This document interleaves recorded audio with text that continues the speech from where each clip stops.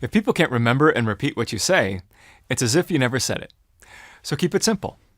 As an executive, many people with different experiences, perspectives, and goals will hear what you say directly or indirectly. You need your communication to travel accurately when retold from person to person across boundaries and levels in the organization.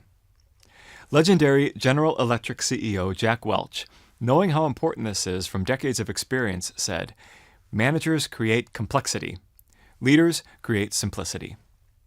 A key limiting factor for rising leaders is speaking too much in the language of their functional specialty: engineering, finance, technical language, even business jargon. Insecure managers try to sound smart. Welch went on to say they muddle things with pointless complexity and detail. They inspire no one. But simple isn't easy. The famous French mathematician Blaise Pascal once wrote to a friend, "I'm sorry for the long letter. I didn't have time to write a short one." Simple isn't just being concise. It's saying what matters most, memorably, briefly. That's crucial if you want your communication to scale. One, for people with different perspectives to understand it similarly. And two, for people who hear you directly to remember and repeat it accurately to others who don't. There's a boundary imposed by how our brains work. Large numbers of people can't accurately remember and repeat large amounts of information. Excess fails, simple scales.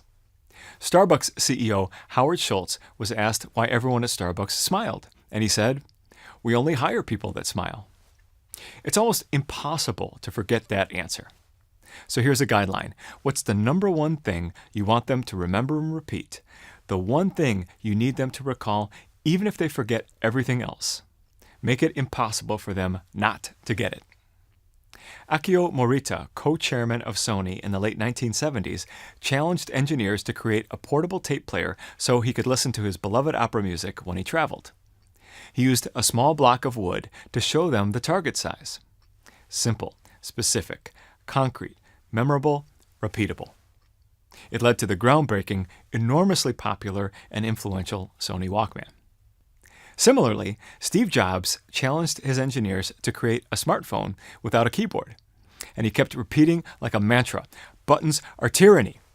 They couldn't forget nor keep from repeating that vivid, memorable, energizing way to make his point that a touch-based user interface allowed incredible flexibility for programmers, versus programmers being tied down to physical buttons. Here's another point. Check on key takeaways. At the end of discussions and meetings, ask people what they thought were the main points. Let them say it in their words. That's how you know what they actually heard and remember. They can't repeat what they didn't hear accurately or what they don't remember. Discuss and redirect if you need to do so. Relatedly, a helpful practice I've seen executives use when wrapping up lengthy meetings, such as off-site planning meetings, is to leave time at the very end to pose this question. When you get back to your team, what are you going to say are the key takeaways from this offsite?